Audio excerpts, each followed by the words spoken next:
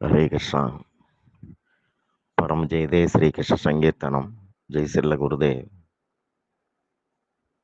பகவத்கீதை 4ஆம் அத்தியாயம் பதம் 15, 16, 17,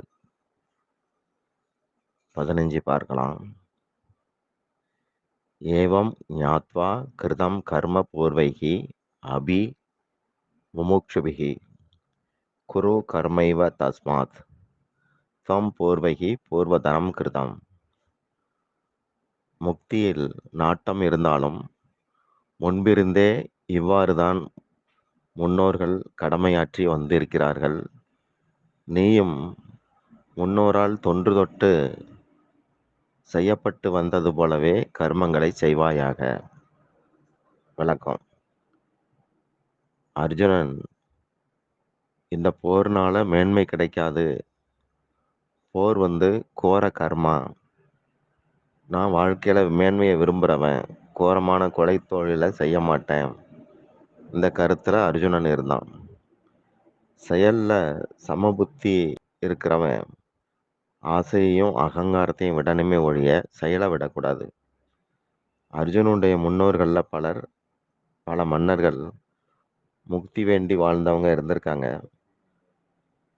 அவங்களும் போர் தேவைப்படும் போது போரிட்டு மேன்மை பெற்றதாக வரலாறு. ஒரு வீரனுக்கு போர் செய்யறதுங்கிறது ஒன்றும் புது காரியம் கிடையாது. அர்ஜுனனுக்கும் போர் ரொம்ப இது வரைக்கும் செய்யாத காரியமும் இல்லை. காலங்காலமாக இருக்கிறது தான். முமுக்ஷு அப்படின்னா முக்திக்கான சாதனையாளர்கள், முக்தியை விரும்புகிறவன் அப்படின்னு அர்த்தம். அந்த முன்னோர்கள்னு பார்க்கும்போது ஜனக மகாராஜா, இக்ஷ்வாகு, மனு, விவஸ்வான் இவங்கெல்லாம் செயல்பட்டு கடமையாற்றி தான் விடுபட்டிருக்கிறாங்கன்னு பகவான் உதாரணம் சொல்றார். விடுபடும் பாதை முக்தி பாதை. இதில் பெரும்பாலானவங்க, இந்த முக்தி பாதையில் பெரும்பாலானவங்க ஞானத்துக்கு அதிகாரியாக இருப்பாங்க. உண்மையிலே அவங்க கர்மயோகத்துடைய தத்துவம் புரிஞ்சுக்கிட்டு கடமைகளை செய்யணும். ஆசை இல்லாமல் கடமை செய்யணும். அந்த செயல் நம்மளை விடுபடுத்தும் அப்படின்னு பகவான் சொல்றார். பலனில் இருக்கிற ஆசை தான் ஒருத்தனை பந்தப்படுத்துது. பகவான் மீதான ஆசையோட செயல்பட்டால் பந்தம் வராது. பிரவிற்த்தி நிவிருத்தி, அதாவது கர்மங்களை செய்தல், செய்யாமல் இருத்தல், இப்படி 2 நிலைகள் இருக்கு. இறை நினைப்போட வாழ்றது இந்த இரு நிலைகளுக்கும் அப்பாற்பட்டது. இதுக்கு பூரண நிவிருத்தி நிலை அப்படின்னு சொல்லலாம். பலன் ஆசையால பந்தப்படுகிறவன் அப்படி என்ன பலனை விரும்புவான் அப்படின்னு பார்த்தா, சுகபோகம், செல்வம், கௌரவம், பெருமை, சொர்க்கம், பதவி, இதுகள் தான். இந்த பலன்கள் எல்லாமே இன்மைகள், அதாவது தற்காலிகமானது. பகவான் நிரந்தர இருப்பை அனுபவிக்க கூப்பிடுறாரு. மனுஷனும் தற்காலிக இன்பத்துல, அந்த இன்மை அதுல இருக்க ஆசைப்படுறான். இதுதான் விடுதலைக்கும் சிறைப்படுறதுக்கும் இடையேயான வித்தியாசம். பலன் இசையில புது புது தொடர்புகள் சம்பந்தமாகுது. எனக்கு எது மேன்மை தரும் அதை சொல்லுங்க அப்படின்னு அர்ஜுனன் கேட்டிருந்தான். பகவான் இந்த பதத்துல முமுட்சுக்கள் லோக நன்மைக்காக கடமையாற்றினார்கள், நீயும் அவ்வாறே கடமையை செய் அப்படின்னு சொல்றாரு. எதிர்பார்த்தபடி பலன்கள் யாருக்கும் அமையாது, நடக்கிறது தான் நடக்கும். எதிர்பார்த்தபடி பலன் அமையாது அப்படிங்கும்போது ஏன் எதிர்பார்க்கணும்? மருமக என்ன மதிக்கலை அப்படின்னா ஏன் மாமியார் அதை எதிர்பார்க்கணும்? எதிர்பார்க்கறதுனால தான் மன நிம்மதி கெடுது. மன நிம்மதி இல்லை அப்படின்னாலே சுகம் வராது. எதுவுமே நடக்கிறது தான் நடக்கும். வினை பயன் அப்படிதான் இருக்கும். பிரகர்ஷேன ஆரப்தக இது பிராரப்த அப்படின்னு சொல்லுவாங்க. விதிக்கப்பட்டது தான் நடக்குது. ஒருத்தர் எதிர்பார்த்து செயல்படும் போது அந்த செயலும் முழுமை அடையாது. ஒருவர் செடி நடுறார், 2 நாள் கழிச்சு எவ்வளவு வேர் விட்டுருக்குன்னு தோண்டி பார்க்கிறார்னு வச்சுக்கலாம். வளர்ச்சி தெரியாது. இப்படி அடிக்கடி எடுத்து பார்த்துட்டு செடியை வச்சா செடி எப்படி வளரும்? உன்னுடைய கடமையை செய்ய மட்டும்தான் முழு அதிகாரம். பலன் ஆகுதா ஆகாதா, எப்படி இருக்கு, இப்படியெல்லாம் பார்க்கக்கூடாது. வினை பயன்களுடனான தொடர்பை விடணும். அதுதான் யோகம். இதுல எப்படின்னா, இங்க விடுதலை, உண்மையிலே இறைவனோட இணைப்பு கிடைக்குது. கர்மயோகத்துல முதல்ல பலன்ல இருக்கிற விருப்பம் துறக்கப்படணும். இதனால நான் கர்த்தாங்கிற ஆசை போகுது. ஞான யோகத்துல நான் எனது முதல்ல துறக்க சொல்றாங்க. அதுக்கப்புறம் செயல்படுகிறவனுக்கு தானாகவே பலன் இச்சை போயிருது. உத்தியோகம் அப்படிங்கிற சொல் வந்து செயல்பட்டு அதனால இறைவன் மீது கிடைக்கிற நெருக்கத்தை குறிக்கும். இப்படிதான் மனு, விபஸ்வான், இட்ஸ்வாகு இவங்கெல்லாம்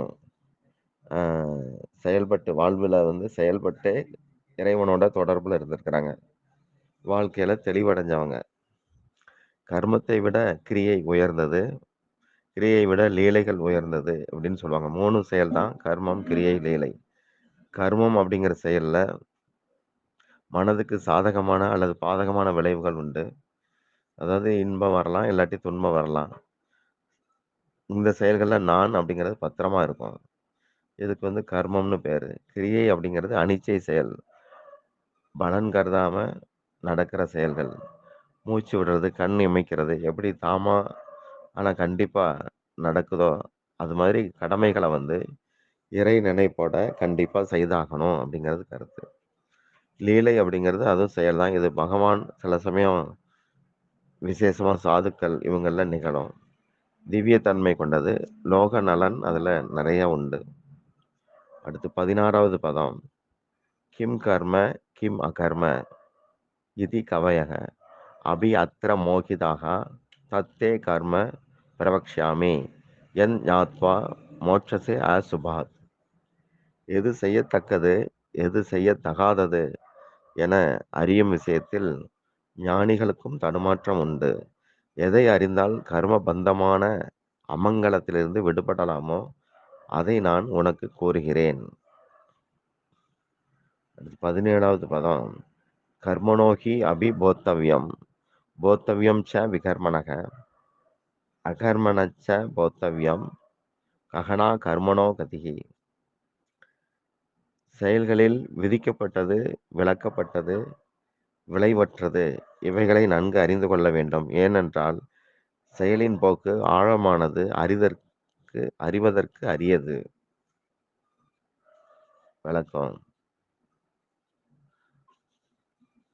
அர்ஜுனன் வந்து போரிட தயங்குவதற்கு சில காரணங்களை எல்லாம் சொன்னான்.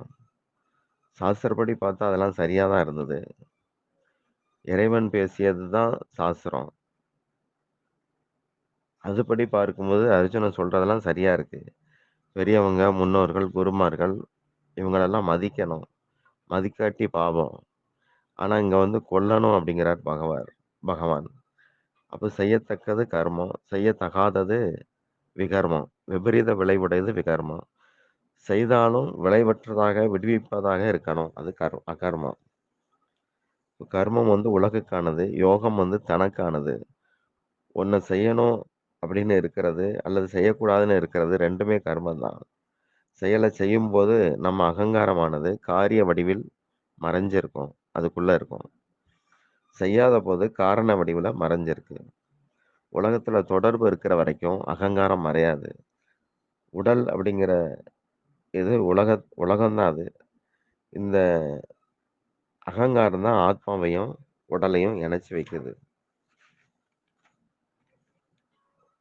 வினை வினை பயன் வந்து நம்ம வந்து ஒட்டக்கூடாது. அதுதான் கர்மயோகம்.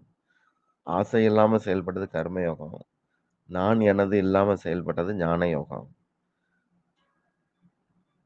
நம்ம உடம்பு வந்து உலக மூலகங்களால் ஆனது. உலகுக்கு வந்தாச்சு.